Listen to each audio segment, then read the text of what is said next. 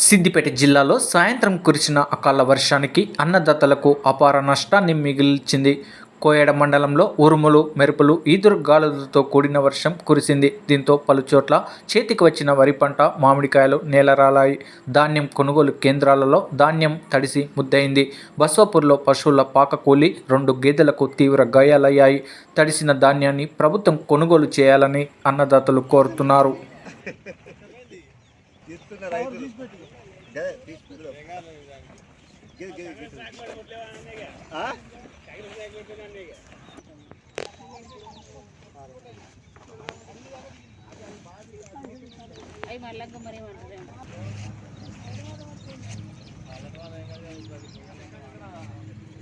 photo